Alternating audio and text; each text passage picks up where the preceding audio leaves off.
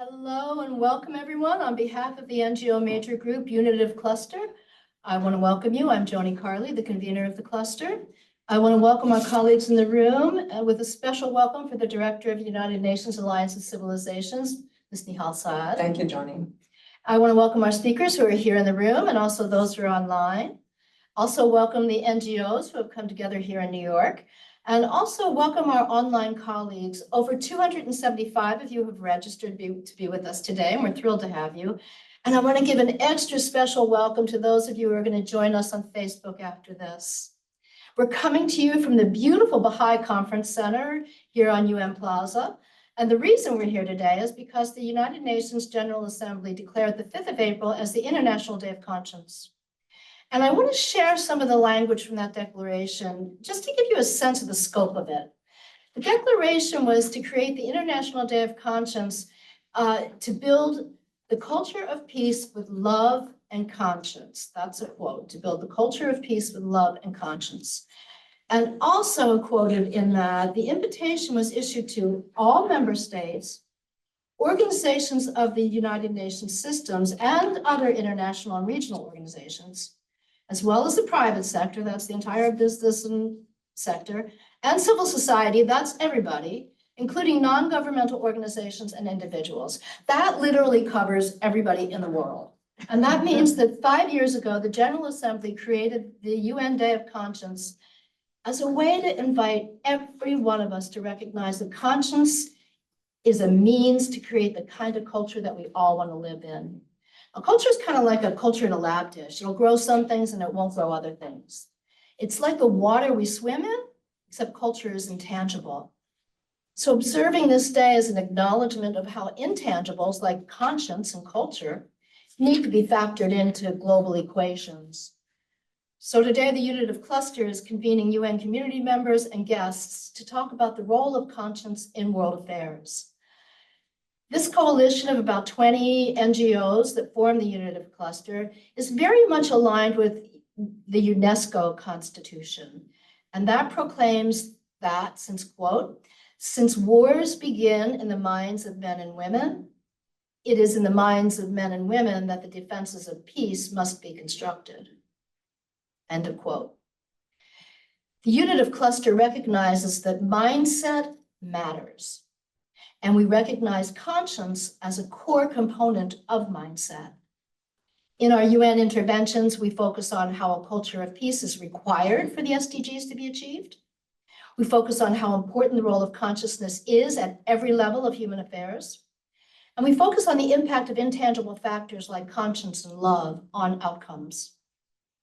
And until today, the Unitive Cluster's focus has been strictly inward facing at the UN.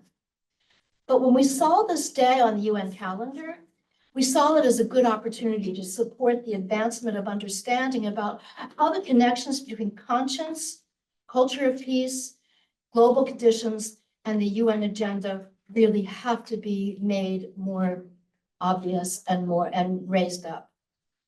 And we are really thrilled to have so many of you here for our first public-facing program.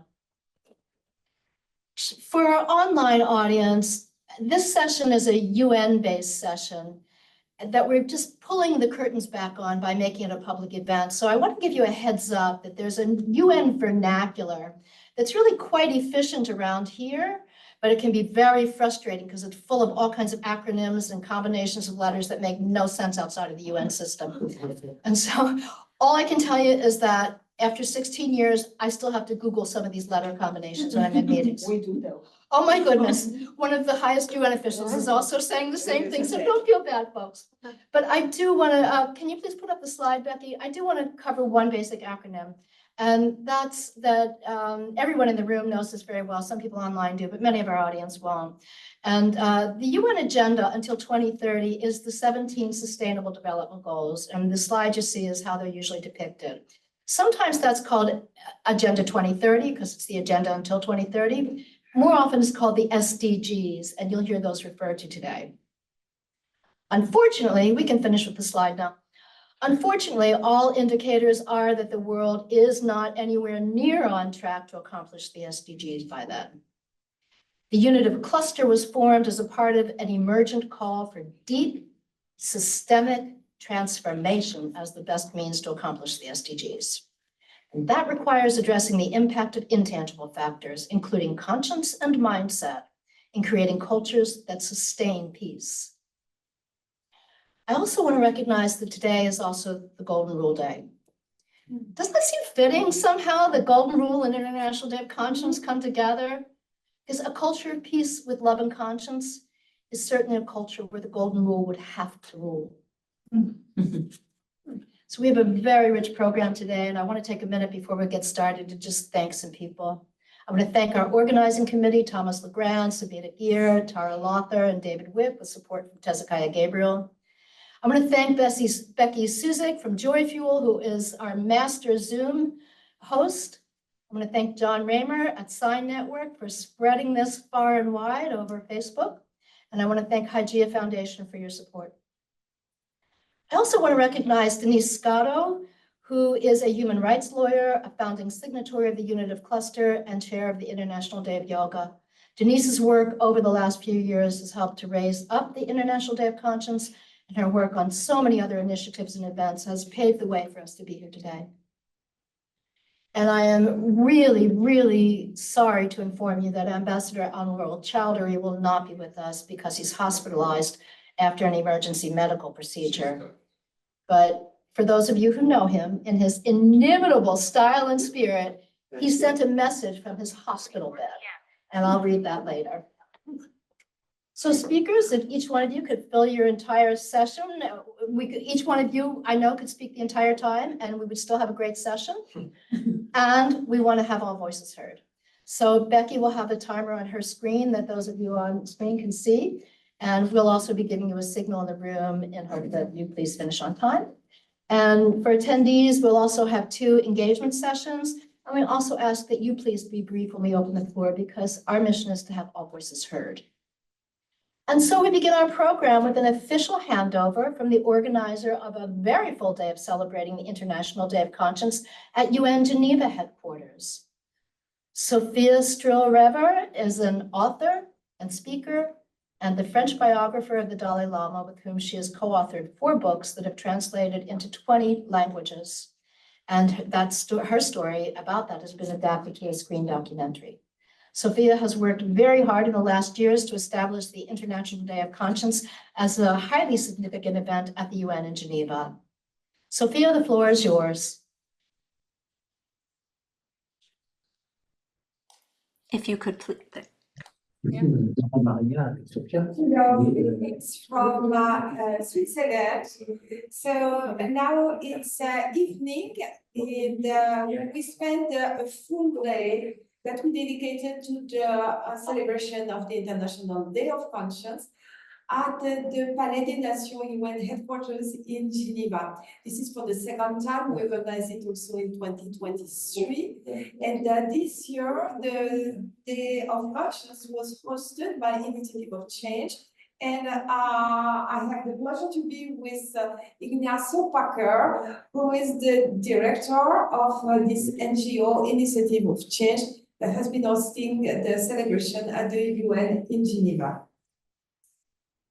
Yes, sure, maybe. Yeah, a few words perhaps. Really, I think it's absolutely fantastic that there is this connection between Geneva and New York. We are one family in the different efforts that we do. A number of quite extraordinary things I find happening today with an energy which, well, if I have to talk about myself, really brought tears to my eyes with artists, with youth, displaying so much beautiful energy. We talked about the situation in the Middle East. We talked about the Ukraine. We talked about many different other issues. As front element was how, because the first speaker talked about the Sustainable Development Goals, how we have a blind spot in succeeding in the very ambitious plan that we have, and that blind spot is what we're talking about today. It is about our inner development, that our capacity to look at complex issues in technical manners, but perhaps at times forgetting how it's important that each and everyone as individuals, we do have to change the ways we function and work on our inner development. Basically, without spirituality, we will not go very far. Yes, and what is interesting also is that conscience, love, peace are aspirations of our humanity since the dawn of times. And with this resolution of the International Day of Conscience, they are elevated to the level of the global leadership. And we also had officials with us, the mayor of Geneva, and the chief of staff of the director general of the UN in Geneva, and also Mr. Shafei, who is chargé d'affaires of the mission permanent of Bahrain to the UN in Geneva. And they delivered the keynote messages. And this was also because this International Day of Conscience, I feel, and that's why it's so compelling for me to dedicate efforts to its celebration. I see it as a real landmark in our evolution.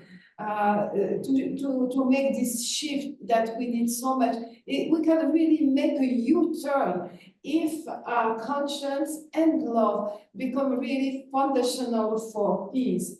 I see historically the 1948 Universal Declaration marking the rise of a global human conscience, because this reference to conscience is in the Article 1, but also in the drafting of the declaration. They referred a lot to conscience in the aftermath of World War II, in a war that had betrayed its conscience. But over 35 years later, the world keeps betraying its conscience. And conscience was the basis, served as a basis for human rights. And I feel maybe we miss something, and it cannot be just conscience, because what we see is that human conscience, when it is separated from our original, like primal, vital reality of love, this conscience can normalize, it can rationalize the atrocities that we see in these days.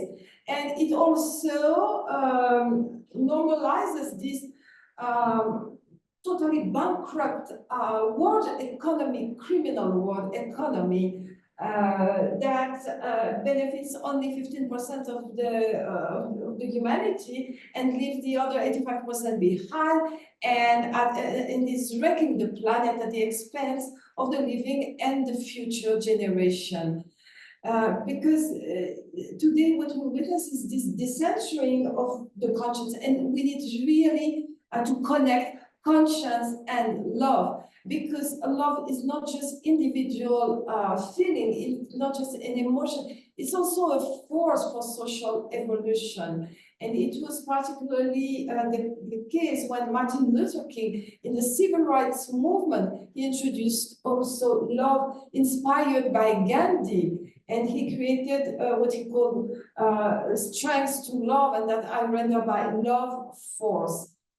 So I feel that with this Day of Conscience, we can really make this change, make this shift happen. And I'm so happy. Thank you, Dr. Johnny, for inviting us to pass the torch from Geneva to New York. And I wish this is the first step in collaboration with people, like-minded individuals, and that we can work together. Our hearts are still racing after this day where we had over 200 people in person. And I know perhaps for you guys in New York, perhaps your hearts are still racing after the tremors you had today. And I hope you are all well.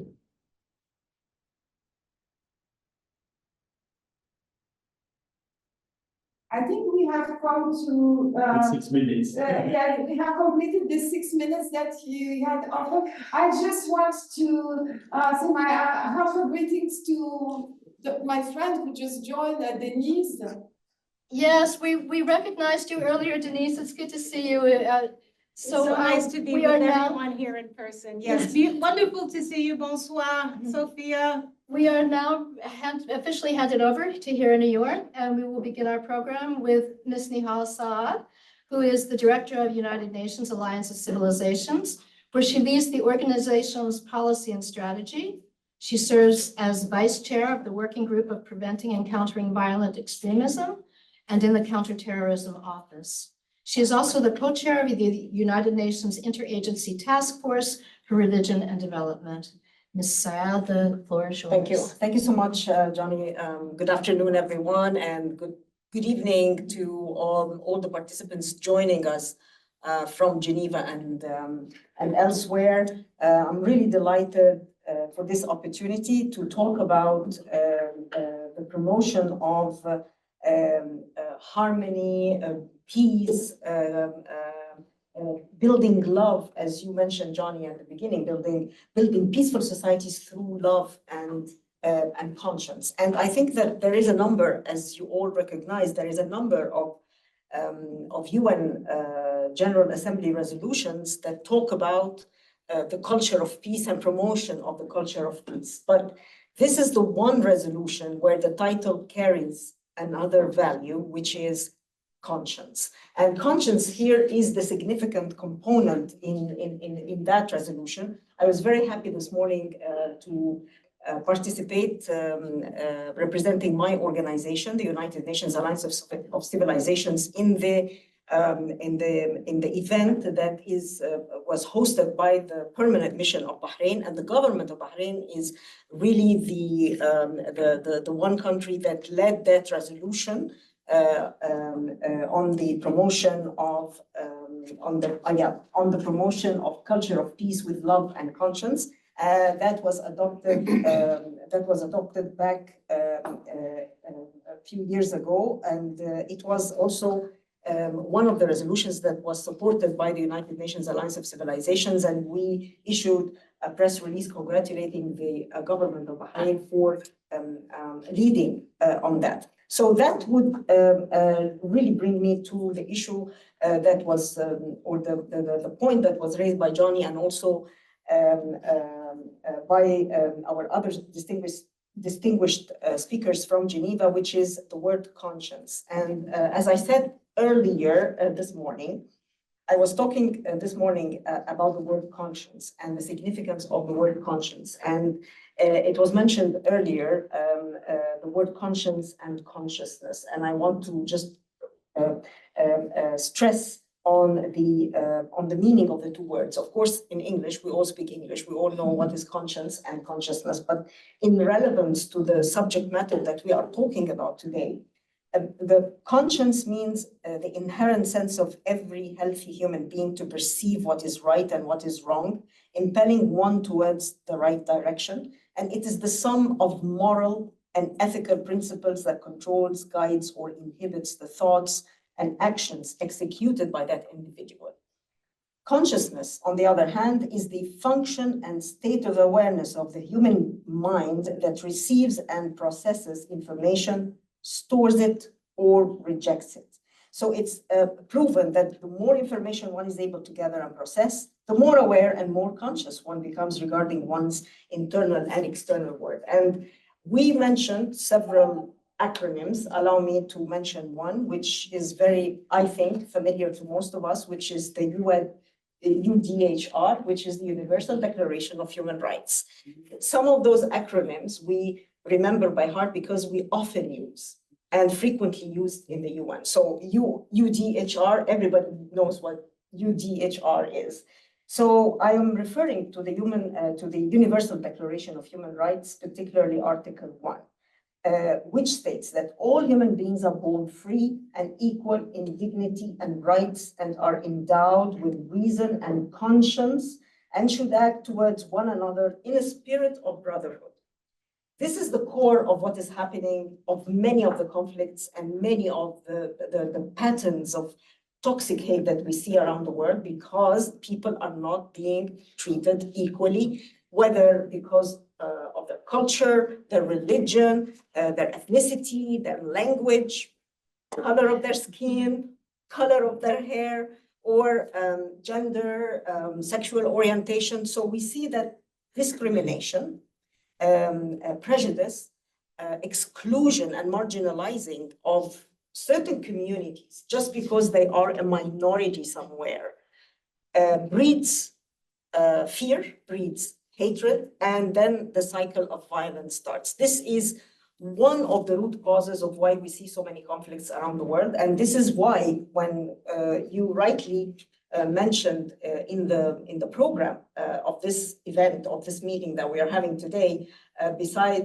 next to the name of the Alliance of Civilizations, Conscience, One Humanity, many cultures. We say many cultures, one humanity. So many cultures, one humanity, because we are all share together the same core values, whether we are adherent to particular or believers in particular religion or a particular belief or no belief. We all know that there are certain universal values: compassion, mutual respect. Who is going to argue about that? Equality, compassion, lending a helping hand for those who are in need. These are common values that everybody should know and everybody should believe in, whether they are Muslims, Christians, Jews, Sikhs, Jain, Baha'is, Ahmadis, Ahmadiyya, whatever they are. We should all adhere to that. But what is happening right now in the world with all these wars and conflicts going on around the world, whether we're talking about the Middle East, Africa, Asia, Latin America, we see that one of the root causes is people who are living in anger and people who are living in fear, people who feel that their dignity and humanity is being undermined. This is the trigger of conflicts. I don't want to go on and on, but I think that this maybe generates kind of a discussion that we will be having. I will be happy to engage and tell you more about what we are doing at the United Nations Alliance of Civilizations, working with grassroots organizations and in the field, trying to bridge the gap and the divides between the different cultures through dialogue, a constructive dialogue. And this is what we are doing. The floor is yours, and thank you, Johnny. Thank you so much. I'm going to read our message from Ambassador Honorable K. Chowdhury, founder of the Global Movement for the Culture of Peace and former Undersecretary General of the United Nations. He writes, nearly 5 years ago, on the 20th anniversary of the unanimous adoption of the UN Declaration and Program of Action on Culture of Peace, a significant and forward-looking resolution presented by Bahrain was adopted by the United Nations General Assembly on 25 July 2019. Very meaningfully, it was titled Promoting the Culture of Peace with Love and Conscience, proclaiming the 5th of April as the International Day of Conscience be observed annually. This year, 2 major events observing the day is being organized in New York, one by the Permanent Mission of the Kingdom of Bahrain to the UN, under the leadership of Ambassador Jamal Faraz Al-Rawai, and the other civil society activists known as the Unitive Cluster. Both deserve our high appreciation for their mutually enforcing initiatives. Promoting the culture of peace with love and conscience is the noble objective of both of these events. Simply put, the culture of peace as a concept, as a motivation, means that every one of us needs to consciously make peace and nonviolence a part of our daily existence. We should not isolate peace as something separate or distant. We should know how to relate to one another without being aggressive, without being violent, without being disrespectful. Love and conscience play a critical motivational role in this process. It is essential to remember that the culture of peace requires a change of our hearts, change of our mindset. The objective of the culture of peace is the empowerment of people. The seed of peace exists in us all. It must be nurtured, cared for, and promoted by us all to flourish. Peace cannot be imposed from the outside. It must be realized from within. On this year's International Day of Conscience, let us embrace the culture of peace for the good of humanity, for the sustainability of our planet, and for making our world a better place to live in. Thank Ambassador Chowdhury and wish the best for his recovery.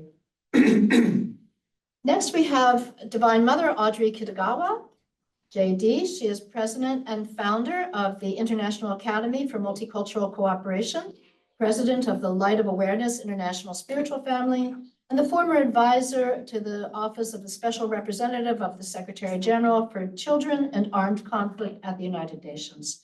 She's the chair of the Anti-Racism Initiative and a member of the Advisory Council of the G20 Interfaith Forum. The floor is yours, Audrey.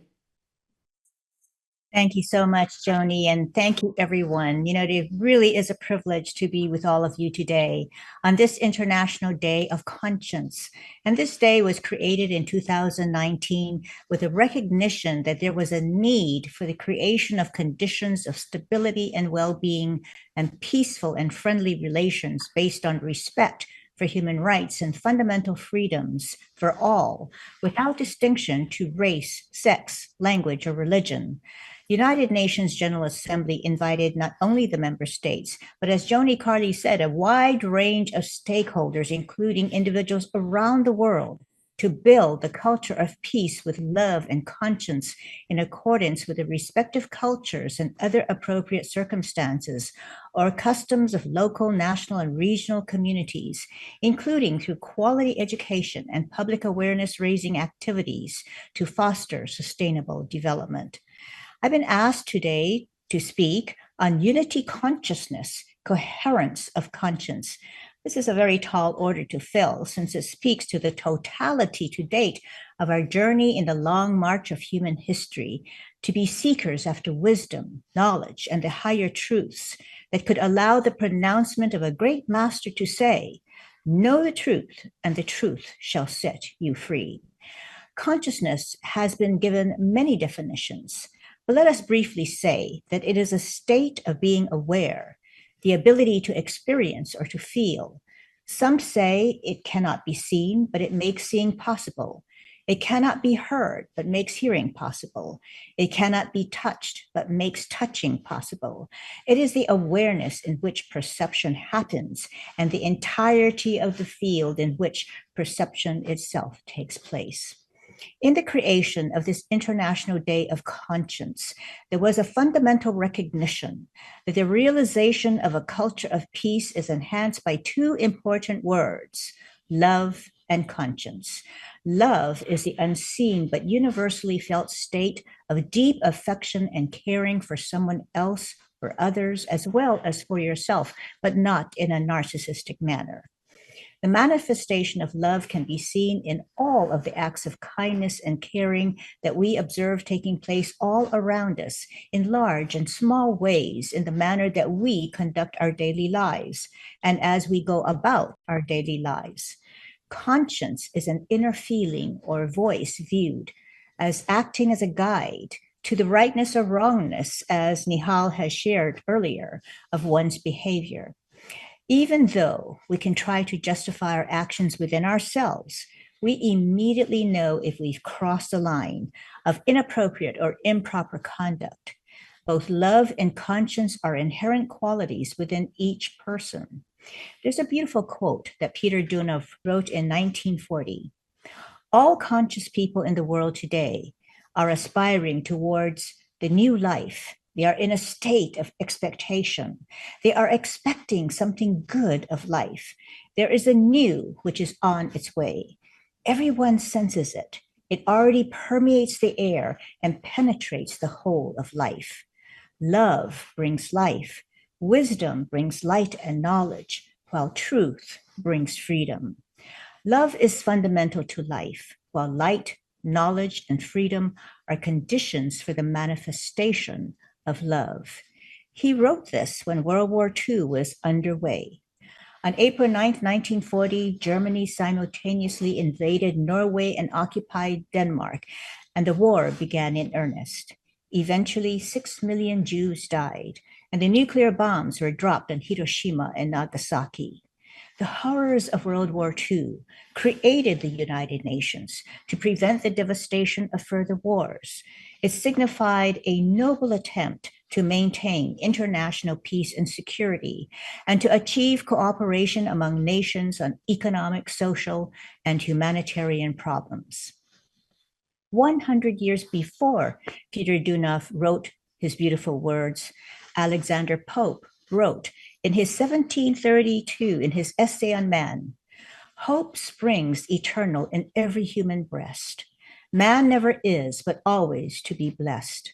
The soul uneasy and confined from home rests and expatiates in a life to come. I posit to you that the nature of human beings is to be optimistic and think that something better is coming. It is this hope that inspires us to keep on reaching deep within ourselves, to find ways that can draw us together, to find solutions to our existential challenges of wars, the degradation of our environment, and the seemingly endless polarizations which we see within countries and between countries. It's this hope and our belief in the inherent fundamental nature of people, that we are spiritual beings of love, that are guided by our conscience, that tells us for every act of inhumanity where people face starvation and deprivation, that we find ways to feed them and clothe them and render medical and other aid.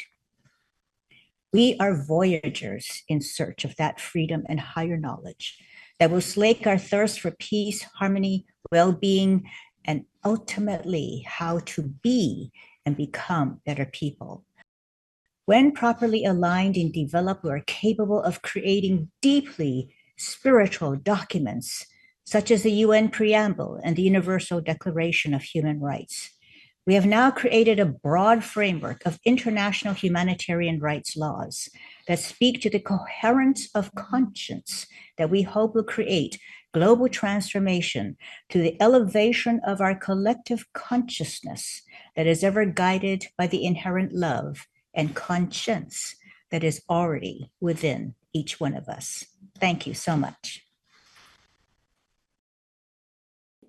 She's a spiritual educator, a writer, a speaker, and senior teacher of the Brahma Kumaris World Spiritual University.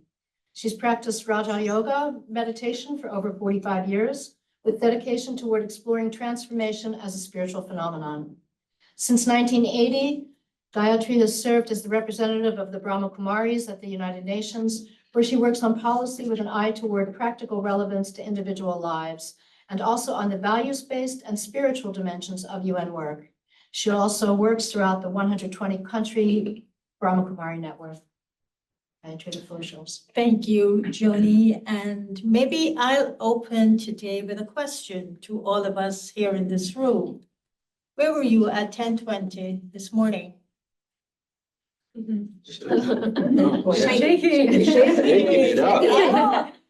There was an earthquake here, and someone asked me. I walked in, and Savita was in the office, and she said, "Did you hear what happened with the earthquake?" And I went, "Another one in Taiwan?" And she said, "No, here in New York City." I was walking, and so I didn't feel a thing.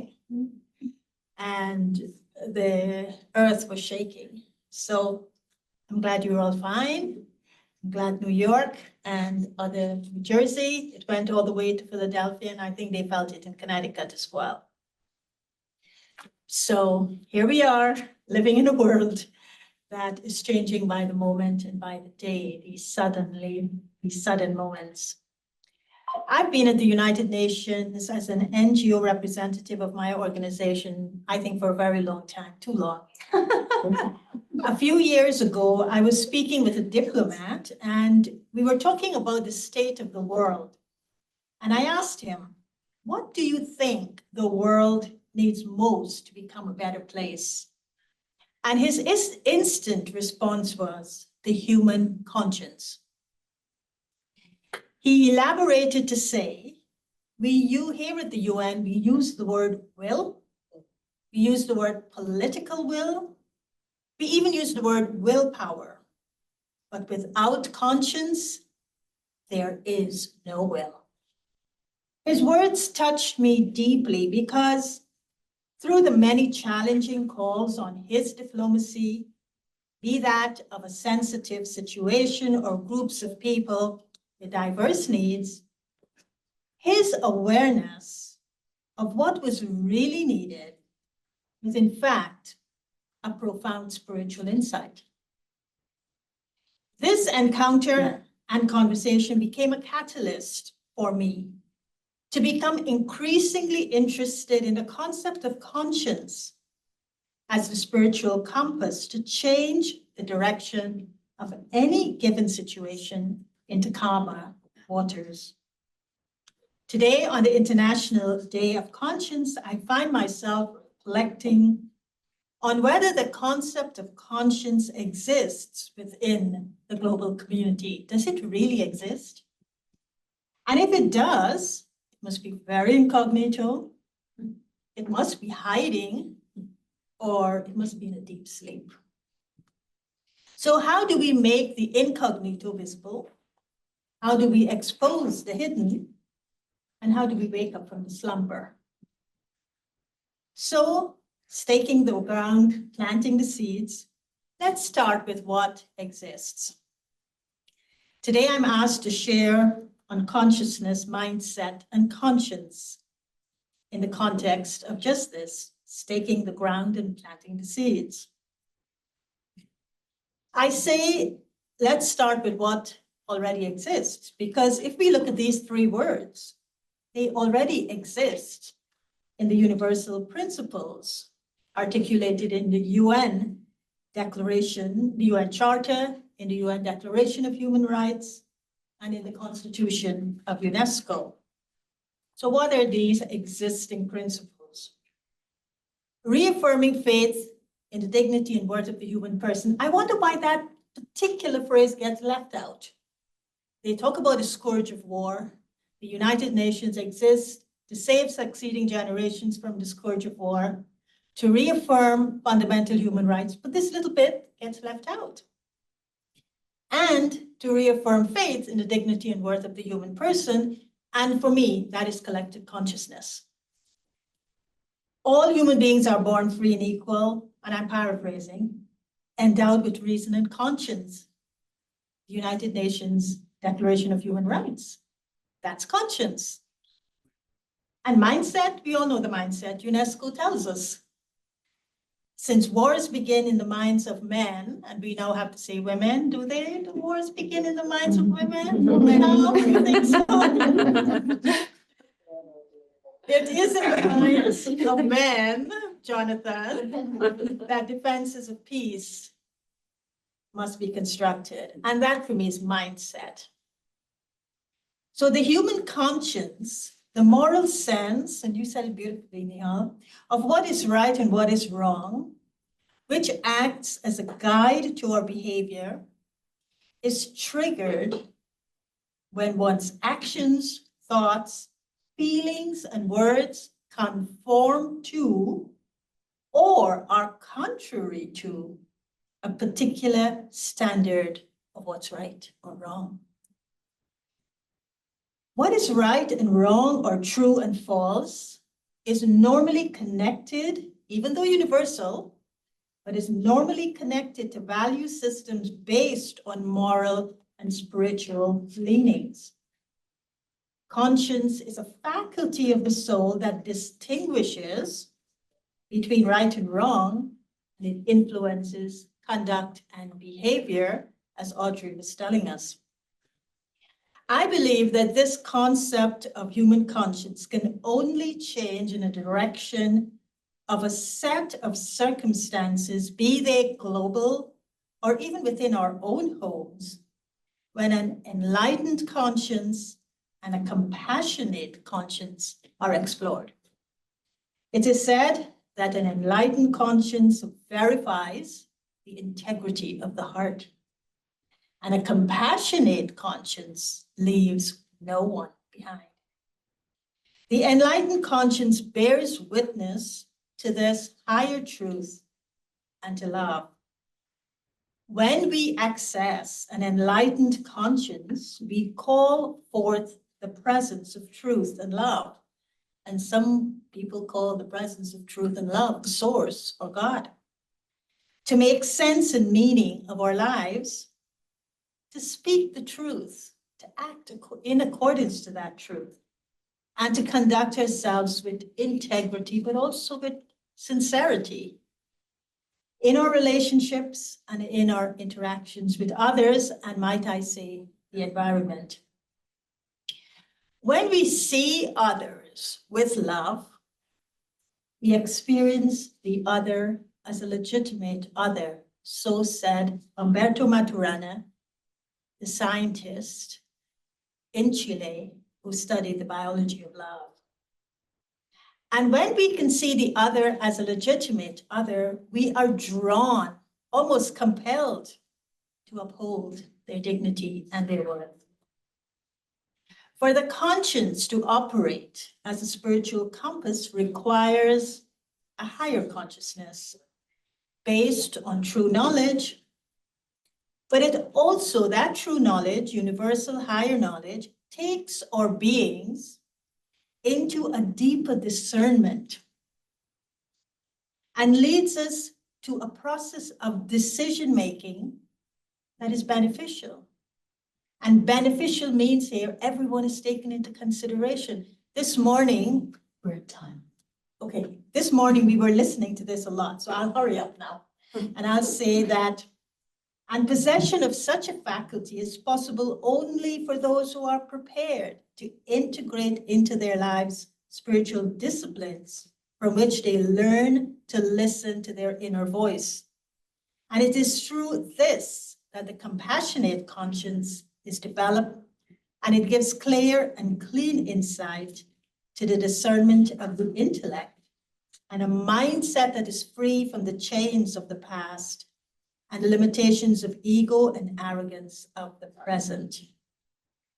Until that spiritual maturity becomes steady and constant, the conscience will repeatedly be overridden. And I close. Yesterday was the day that Martin Luther King was assassinated. So I'd like to close with a few words from Martin Luther King, who said, by reaching into and beyond ourselves and tapping the transcendent moral and spiritual ethic of love, we shall overcome the triple evils: poverty, racism, and war. Love, truth, and the courage to do what is right should be our own guideposts on this lifelong journey. Thank you. Thank you. Sorry for going on. Thank you. We're going to roll quickly now. I am so pleased to introduce Jonathan Granoff, the founder of Global Security Institute. He's got a long and distinguished career. We could take the entire session to just name that. He's been advocating for legal and ethical dimensions of human development and security with a specific focus on threats posed by nuclear weapons. Jonathan was the 2014 nominee for the Nobel Peace Prize, and he serves as the senior advisor and United Nations representative of the Permanent Secretariat of the World Summits of Nobel Peace Laureates. Jonathan, the floor is yours. Thank you. No, I wasn't the founder of Global Security Institute. I was there. The founders were Mikhail Gorbachev and Senator Alan Cranston. And they put it in your hands. So. Actually, when Senator Cranston passed, there was Senators Biden and Kerry came to the board of directors and suggested I give up my law practice. So I should send them a bill.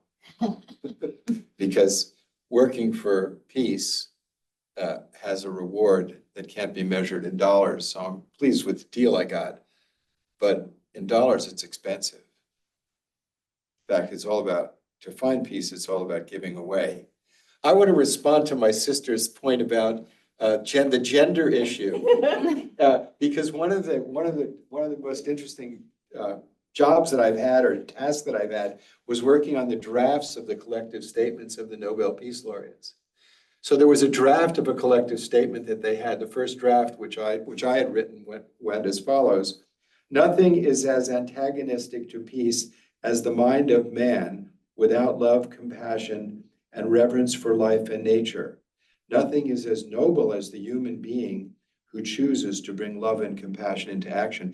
And don't you know that there were a bunch of women that got all over me for saying the mind of man? So it now reads, if you go to the website of the Nobel Peace Laureate Summits, nothing is as antagonistic to peace as the human mind.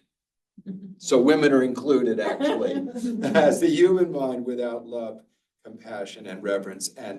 And then they honored Nelson Mandela because he exemplified the principle of bringing love into action to overcome all adversity.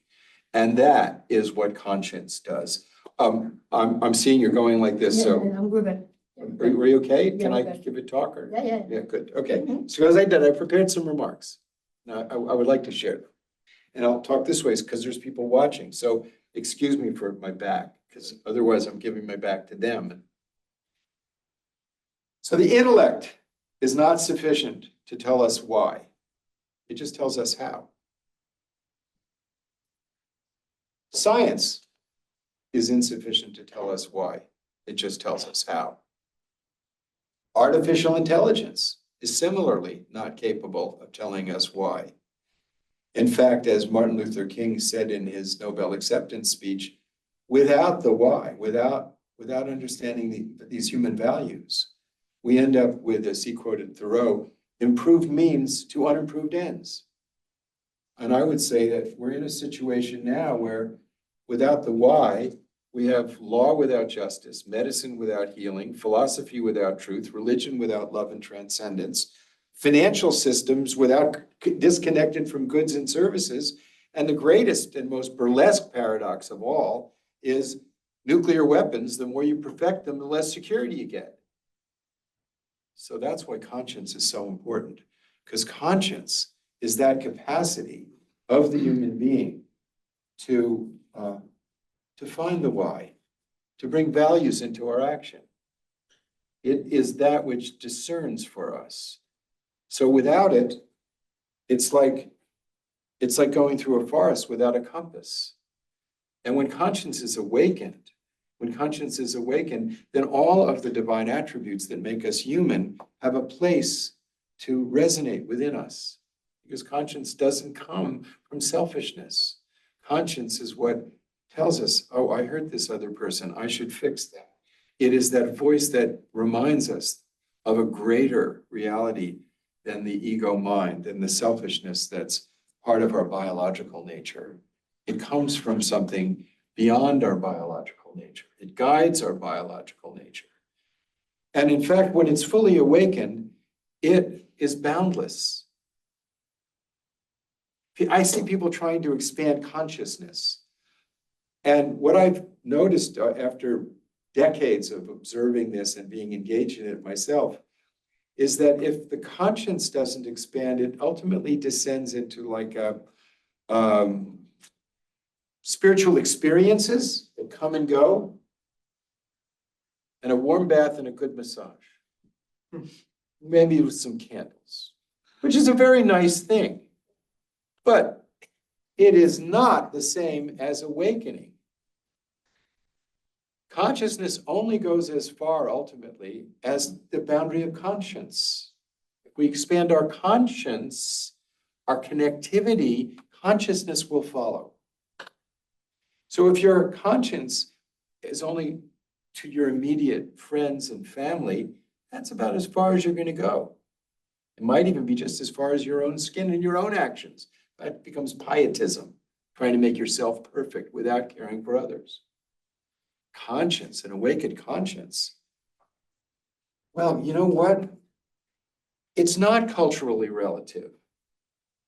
The awakened conscience says something to all humanity, and it's said in a very clear way, and you can find it without looking very far. It's called the Golden Rule.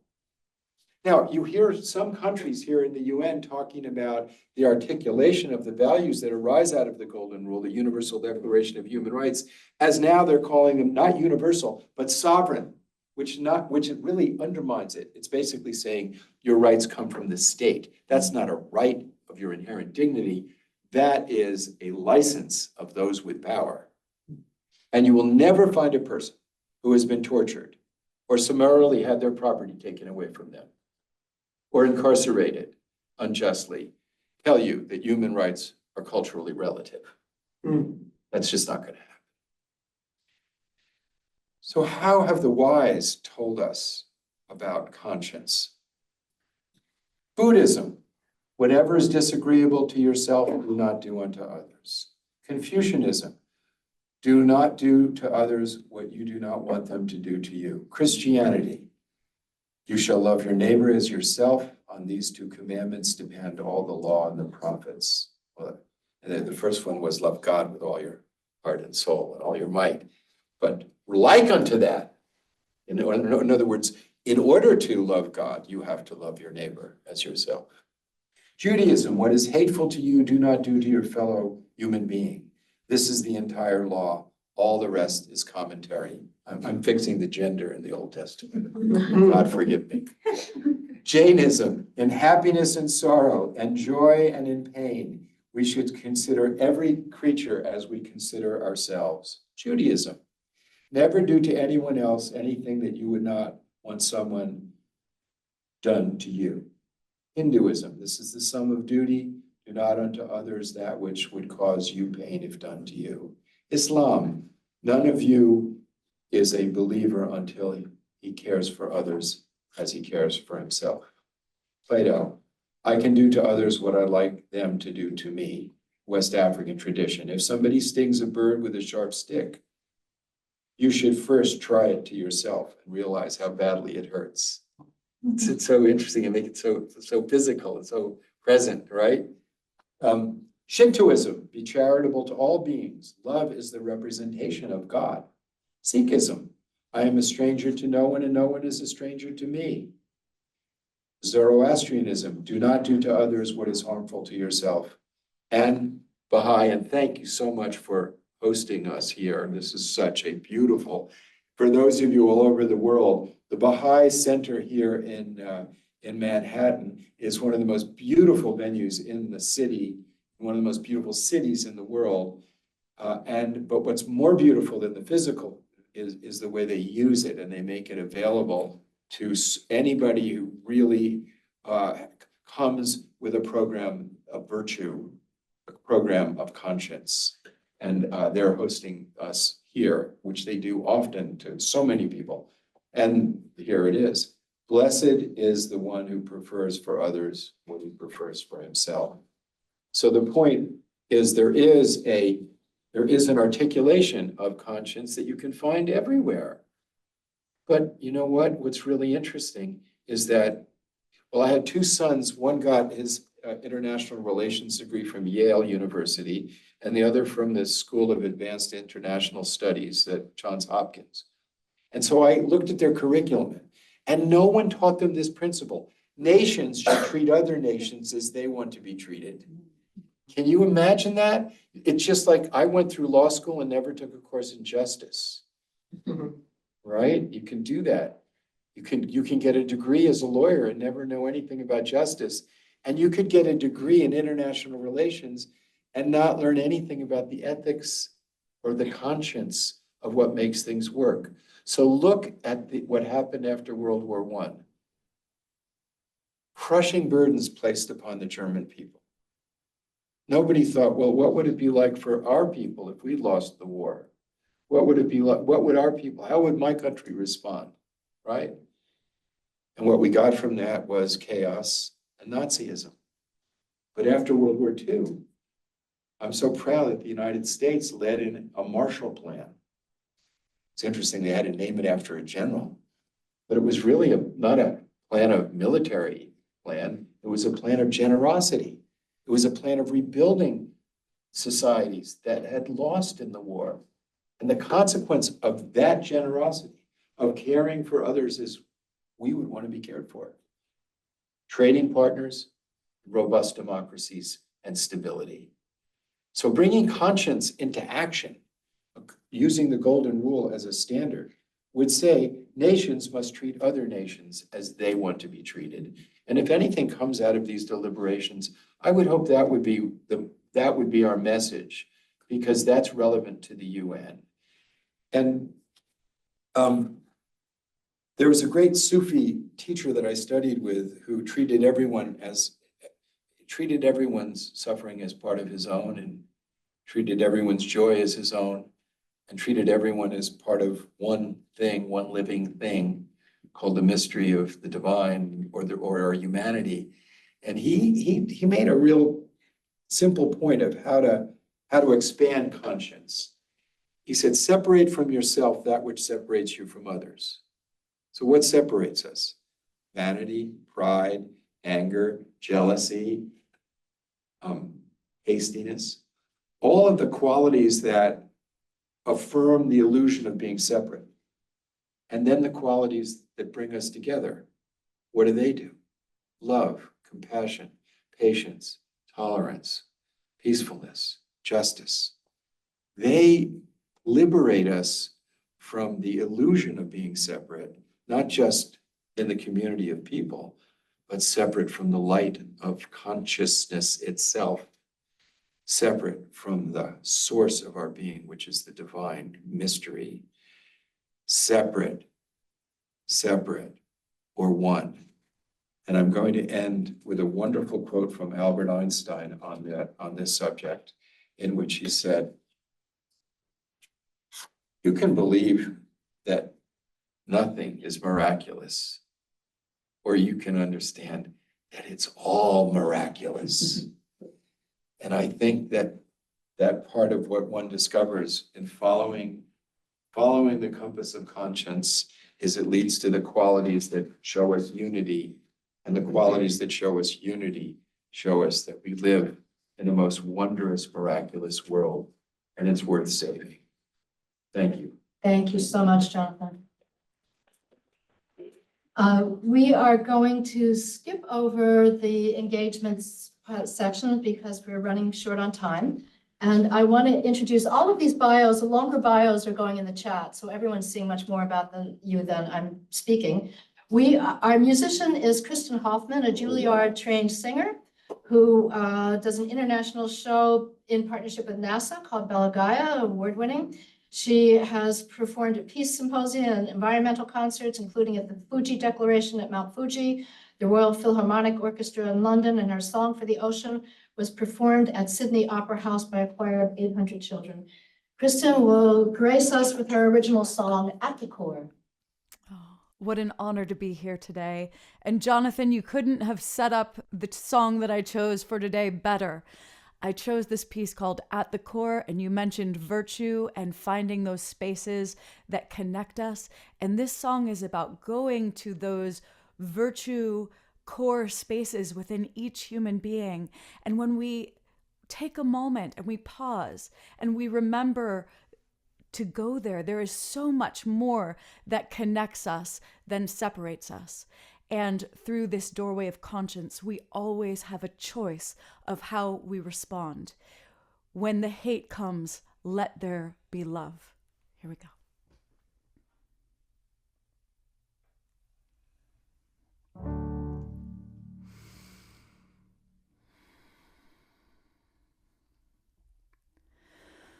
When the hate comes, let there be love. And when the night falls, let there be peace. And when the dark cloud over our heads releases its grasp on our hearts and our souls, may we remember we're whole, connected at the core.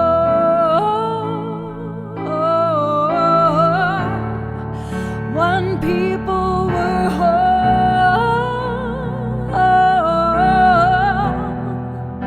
connected at the core of it all. And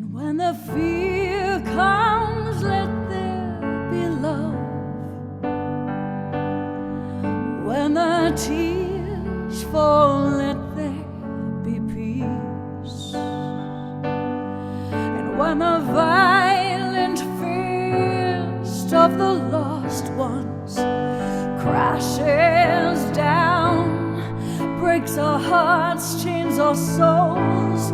May we remember we're whole,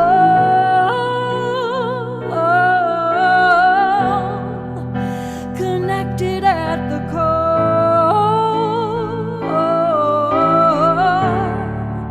One people we're whole,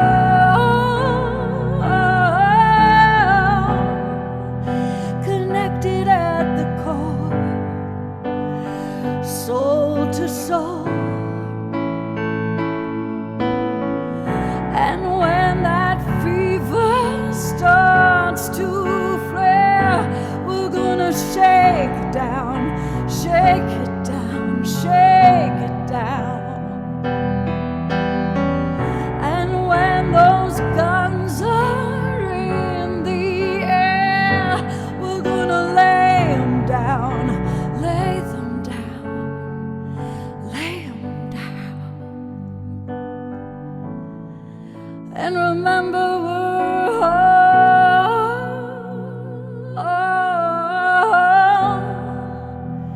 connected at the core.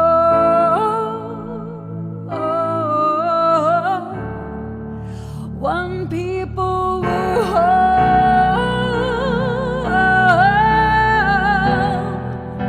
connected at the core, soul to soul. One people were whole, connected at the core, the core,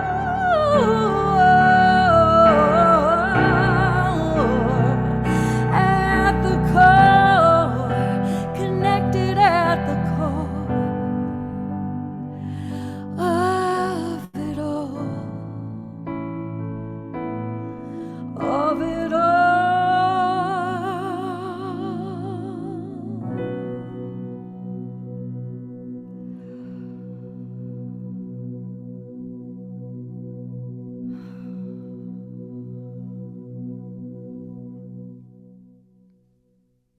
Infinite gratitude, love, peace, blessings, and conscious.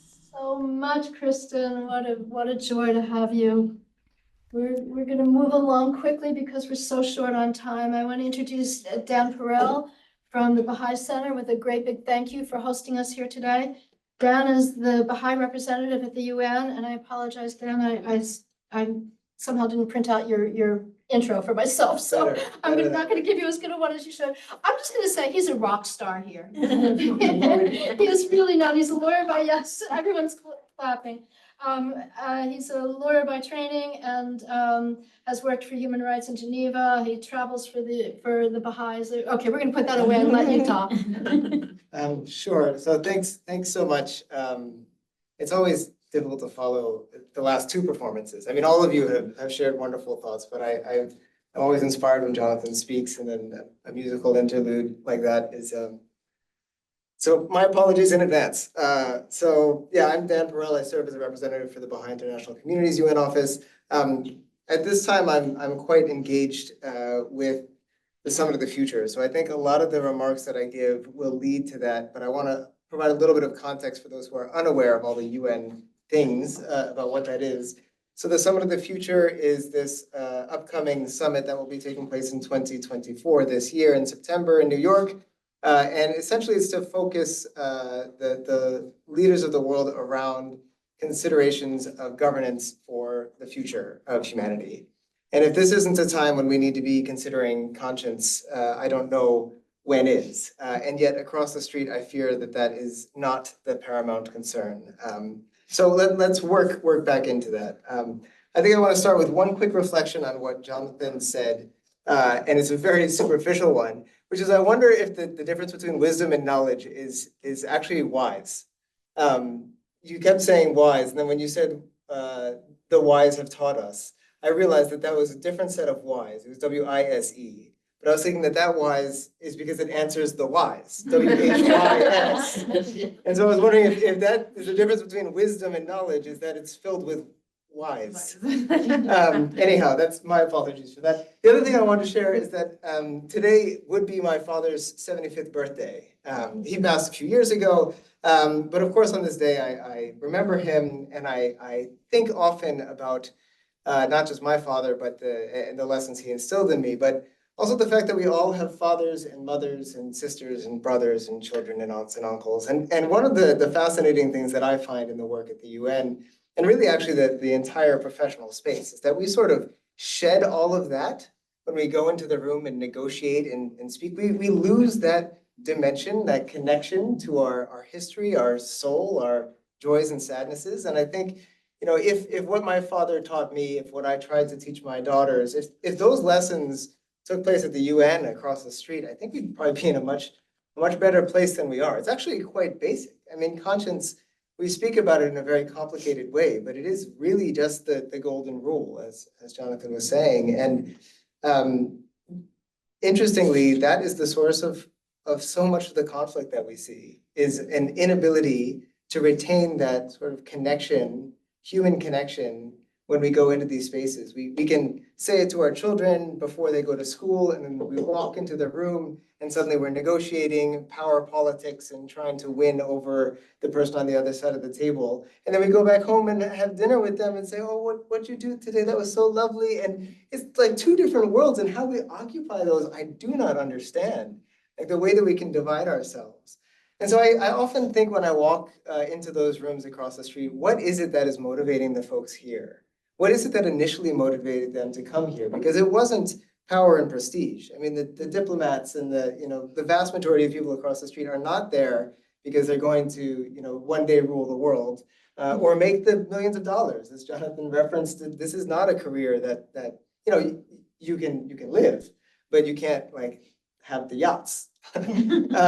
So, I think it's important to remember that humanity. So let me push fast forward, because I see there's 2 minutes remaining of my time.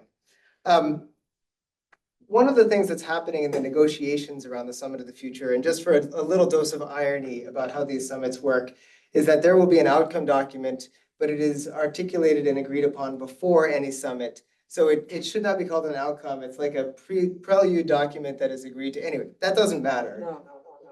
I will intervene and explain the process. I understand well the process, but the document is agreed to in advance of the summit. It's finally agreed to on the day of it by the member states. But all the work is being done right now to find the language. And at the moment, they're only accepting, or this is the last I've heard, though I'm not permitted in the room, they're only accepting agreed upon language for the outcome of the Summit of the Future, which I think is very interesting, that a pact for the future will only be agreed if it's based on language of the past. I think that is sort of a microcosm of what we find ourselves in, this lack of imagination, this inability to envision something different, working within the context of this system that prioritizes acquisition as success and progress as material gain and power gain. And I think if those are the indicators of success, then it's a real challenge. And those, to bring it back to my father, those things don't align with what we learn in our homes. We are not taught that a successful life is one where you die with millions or billions of dollars. It's one where you are surrounded by family and loved ones. And yet the measures of success that we have determined across the street are often those related to acquisition. Of course, there are many things about non-discrimination, human rights, all of these, but those we see are to be quite brash, are sold in a way in favor of other priorities. And I think that as we are considering the Summit of the Future, we would do well to cast our vision 100 years into the future, imagine that we have achieved the goals that we wish to achieve, and then think, what were the steps that we took today to get us there? And that, I think, is a question we need to be considering at this summit. And even in this space together, the 115 or 20 of us who are gathered and all those others who are watching live stream, what is it that we can do now to set to chart a path toward that future a century from now that we hope to bequeath to future generations? Where do we begin that thinking? And I think it's at the level of conscience mindset and ultimately the way that we relate to each other. And I think I'll stop there because I'm 46 seconds over time. My Thank you so much. apologies. I need half a Floor is minute yours. to just explain about the outcome document, which has been agreed. Yes, it's true that the summit is going to take place in September, but there is an agreed document. And the agreed document is the sum of intergovernmental consultations. Who is going to agree to the pact of the future? It's the governments gathering at the UN, right? Yes. Those governments are represented by their member states here, the nations, right? These have been engaged in elaborate intergovernmental consultations for the past few months. So it's 250 pages, the document, Yes. and it should come out with 20, 30 pages at the end, let's say in the Summit of the Future. And so it's outcome because it's the sum of all these consultations, which has been going on for months. That's the thing. Yes. And I think We need to there is a roll social, there is a summit that is happening in Nairobi where most of the NGOs and social and civil society organizations have been invited to, because this is their input to the summit as well. Thank you. We want to get to your intervention for this segment.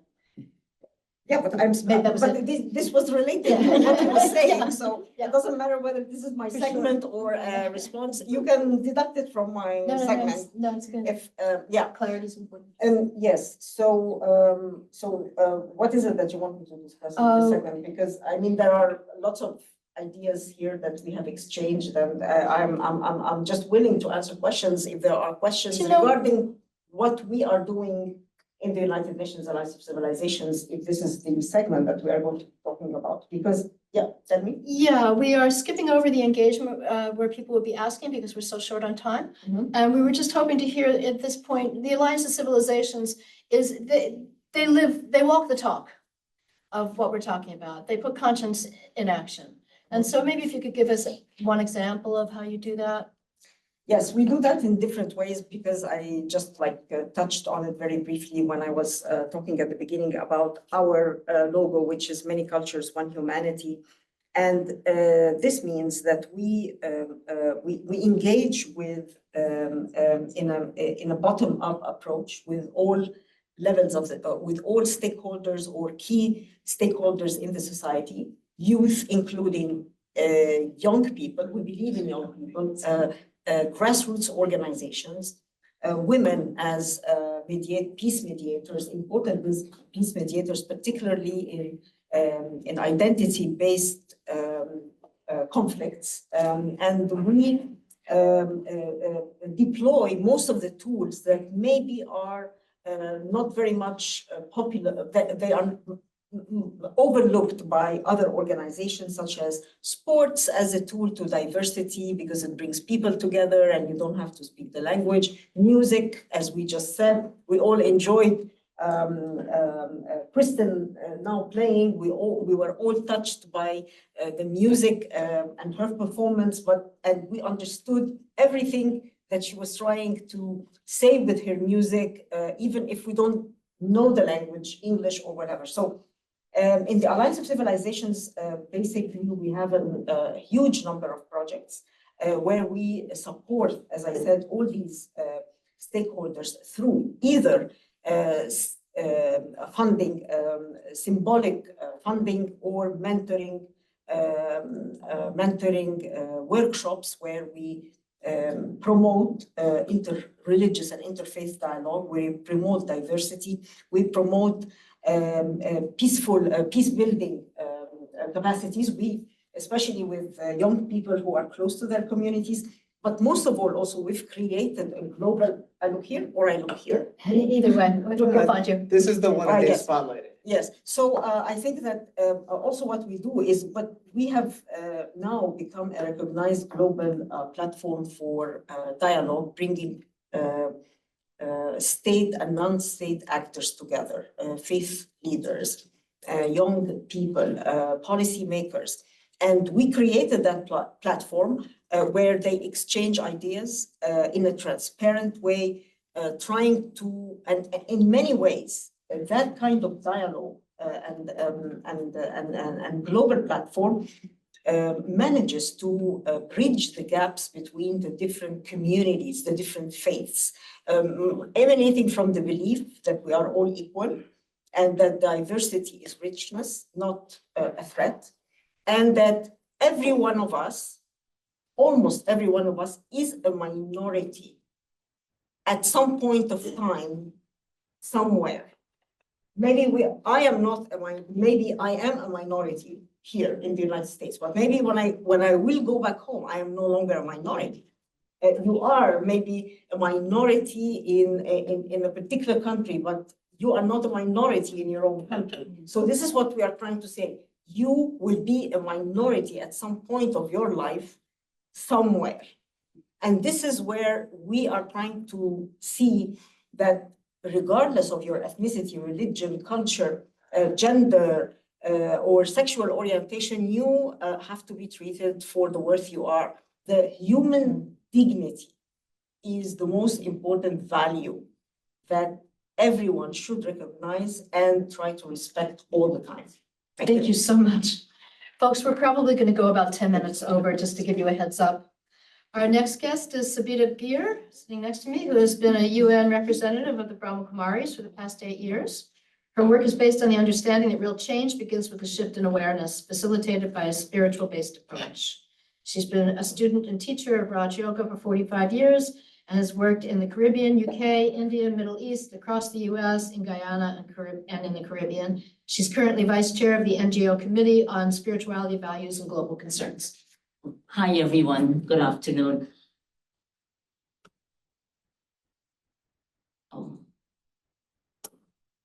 Hi, everyone. Good afternoon. Wonderful. I was asked to share with you all a little bit about the Unitive Cluster that has organized the program today. So the United Nations NGO Major Group Unitive Cluster is focused on unity and grounded in advances in science that confirm the holistic integrity of life on Earth. The purpose of the Unitive Cluster is to serve as a platform for collaborative, transformative convening and intervening toward a more unified world. It provides a unitive context for UN interventions on cross-cutting issues that reflect the integration, intersectionality, and interlinkages of all SDGs. We, the Unitive Cluster partners, aspire to walk the talk of unity in our interactions with each other and the ways we conduct business, both within and outside of the UN. So here are a few values and norms that would demonstrate how we live and walk in unity. We affirm our deep connection with each other that manifests in loving speech. We demonstrate trust in our cluster colleagues and in our cluster. We bring positive, fun, and joyful energy to our gatherings. We listen to each other actively, creating a safe space for everyone. We welcome each other to share their ideas. We model openness, honesty, tolerance, respect. We fully commit to the value of diversity while we respect the SDGs and what they signify. So I hope today's session so far has modeled what the Unitive Cluster is all about and what we try to bring to everyone. Now, in connection with our work at the UN, this year, the Unitive Cluster organized an event during the last Commission on the Status of Women. We also prepared and submitted a paper on the People's Pact, commenting on the People's Pact in prep for the Summit of the Future. So I hope this gives you a little gist of what we do and what we stand for. I hope you feel inspired and you're most welcome to join our cluster. Bring your input and your expertise so we can move forward this great service of promoting culture of peace with love and conscience.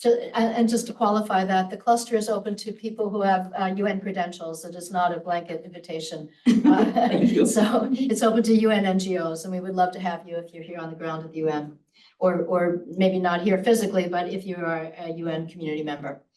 So our next guest is Thomas Legrand. He holds a PhD in ecological economics, and he studied international development, political science, and management.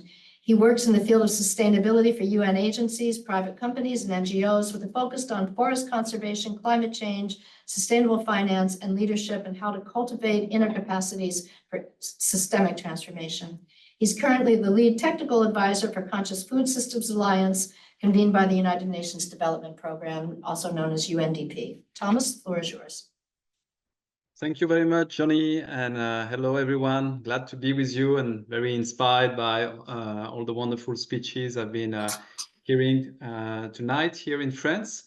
I have a PowerPoint presentation. I don't know if we can show it up. I'm testing if conscience can bear a PowerPoint presentation, but I think it can be a nice experience just to show also how the language of the future, to echo what Dan has said, looks like in a UNDP PowerPoint.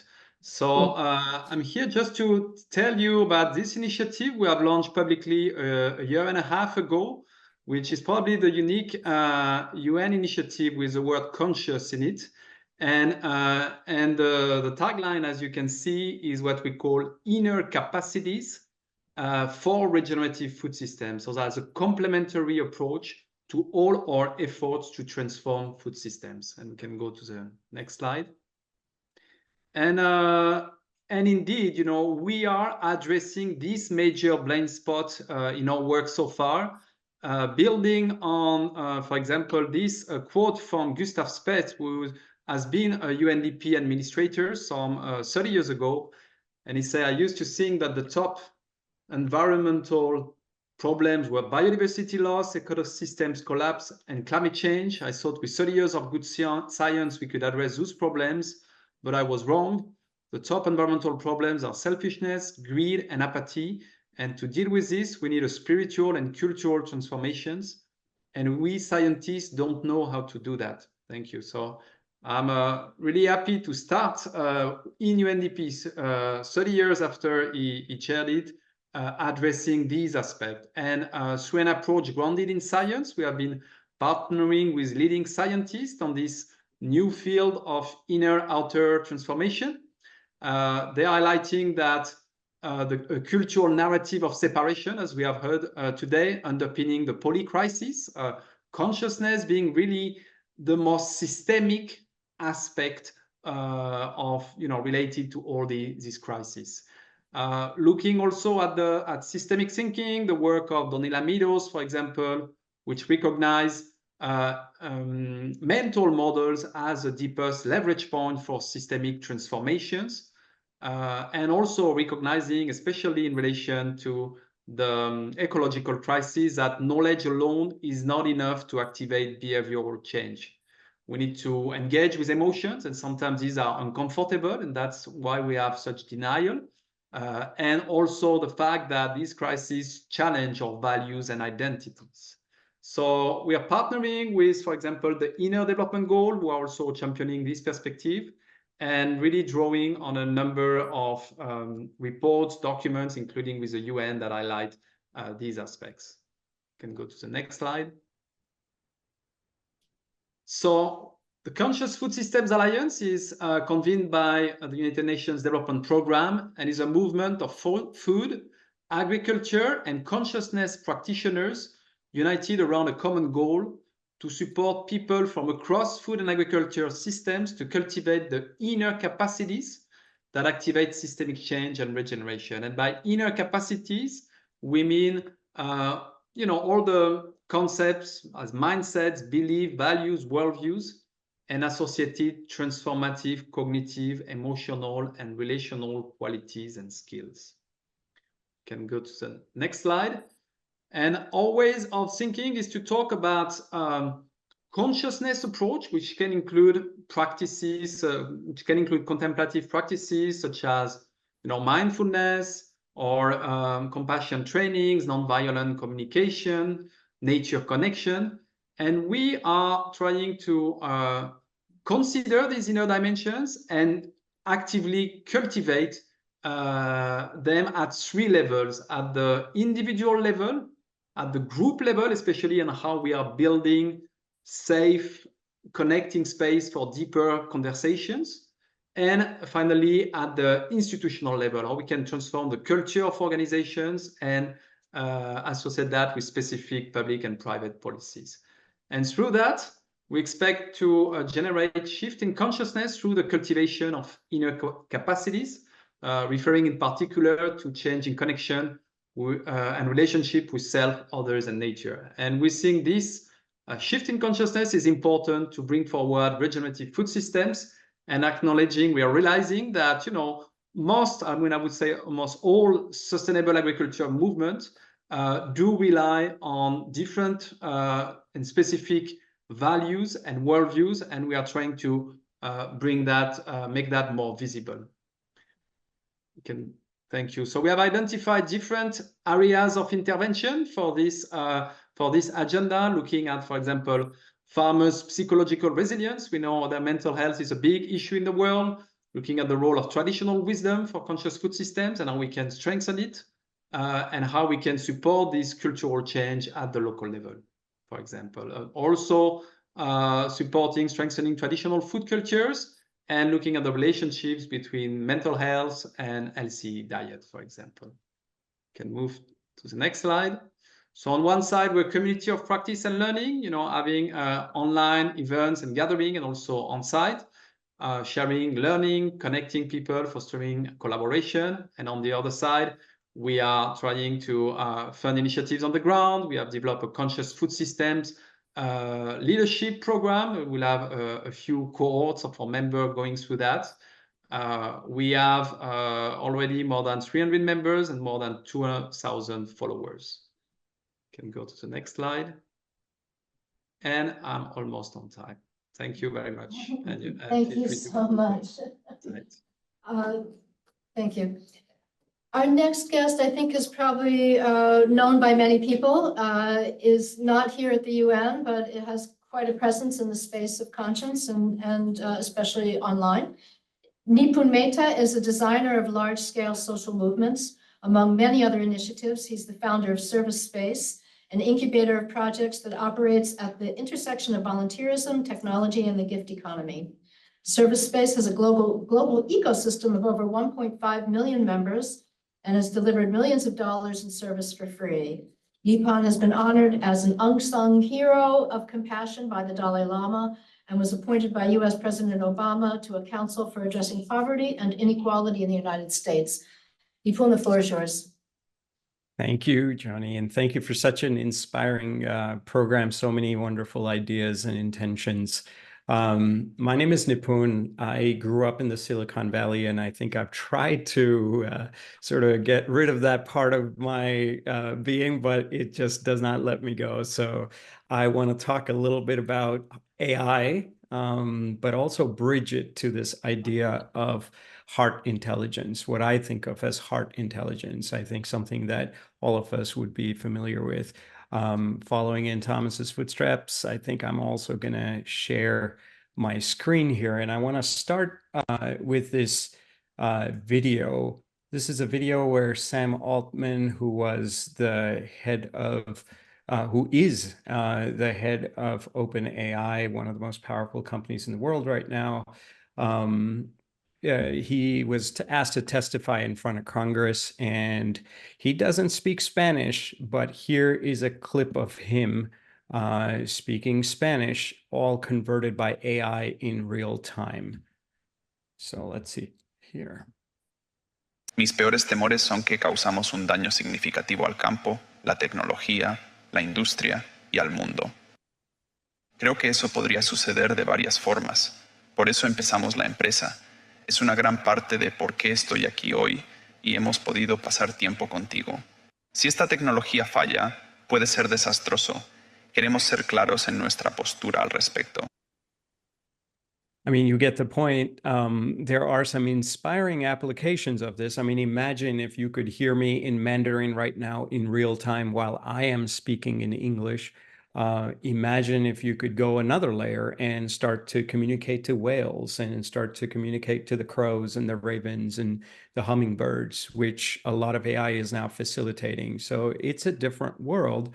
but it comes with a lot of different challenges. So I think just as social media, if you can think of social media as something that has hacked our sense of attention, I think everyone agrees to that, is kind of universally accepted. I think AI is now going to threaten to hack our sense of intimacy. What exactly is intimate? This is Sundar Pichai, the CEO of Google, telling us that, you know, AI could have more profound implications for humanity than electricity or fire. So this is not like just a new thing that's come out. This is not just like another industrial revolution type thing. This is a very significant phenomenon. And just to give you a brief snapshot, I don't know how I can do this in a couple minutes, but I'm going to give you a couple of headline kinds of things. You know, Einstein's IQ was 160 when ChatGPT came out in late 22. Its IQ was 120. Now it's 155, and later this year is expected to be 1,000. So I think it says a lot about AI, but it also says a lot more about IQ, right? Like maybe that was the wrong metric all along. So I think the question that I ask is, and I think that probably a lot of you ask, is that, look, we want to respond to the suffering in the world with compassion. And how are we going to steer this phenomenal force of AI towards that compassion? And it's challenging because it goes very fast. Like you can see here, it took TV, you can't see here, is that it took TV 75 years to get to 100 million users.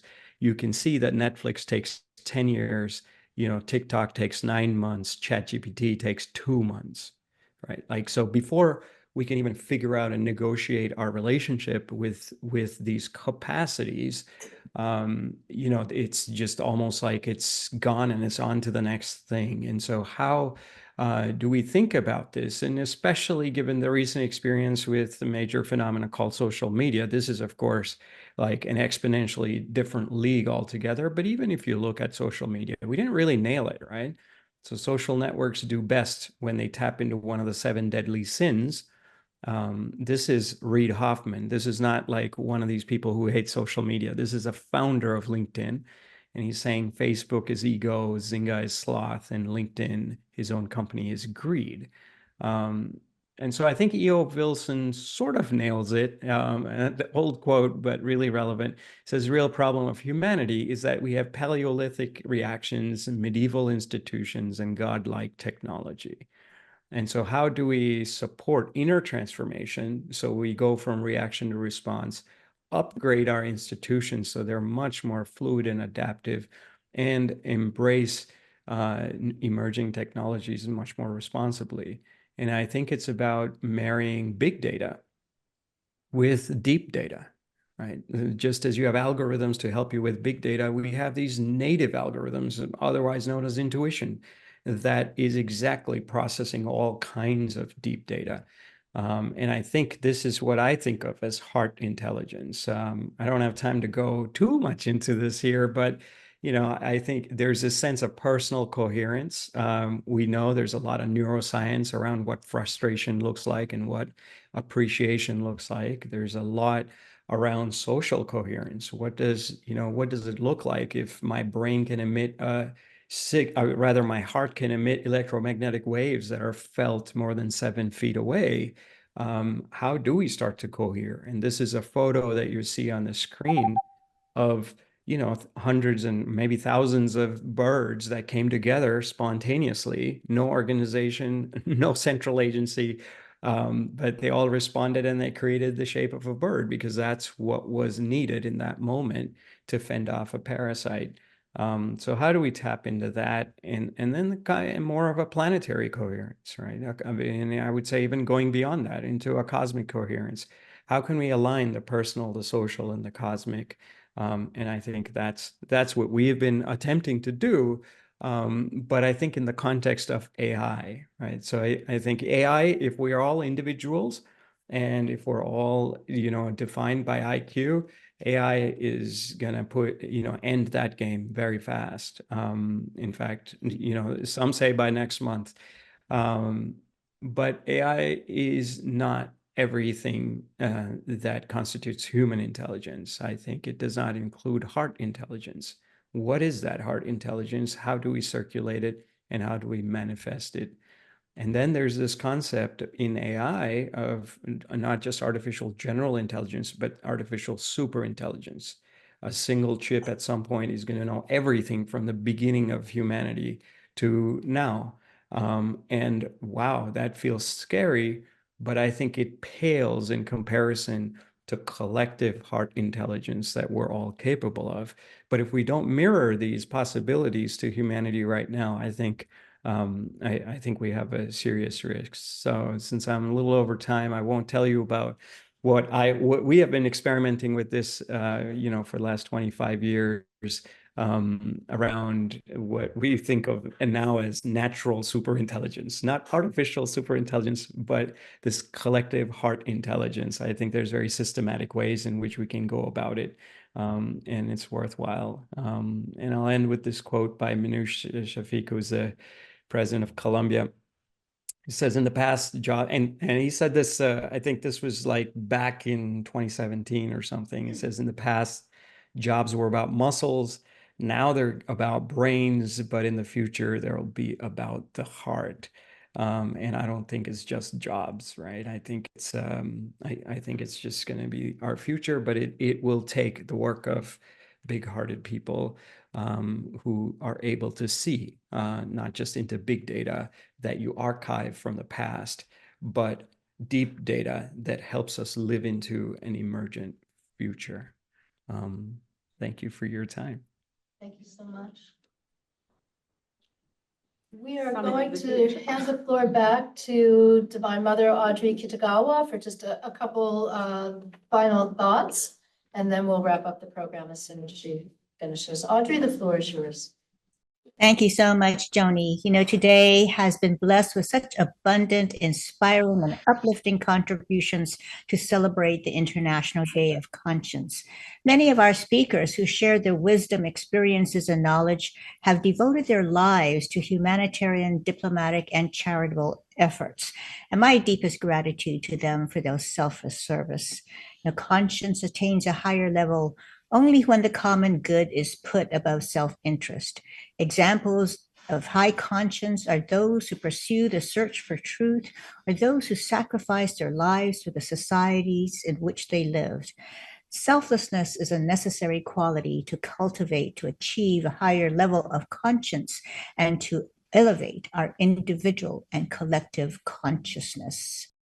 This allows us, this acts of selfless service, to be in sacred relationship with each other, because the development of these qualities help us to grow in humility, reverence, and gratitude. And in this fashion, the love that we share will make a positive difference and keep refreshed and never renewed the hope that springs eternal in the human breast. Never give up, because as Martin Luther King Jr. said, we shall overcome, because the arc of the moral universe is long, but it bends towards justice. But how can this be? Because, as Gayatri said, conscience is a faculty of the soul. In the perfection of the soul, there is a pure and perfect love of the divine source, from which we have all arisen, and to which we shall all return, and at all times in reality, from which we were never parted.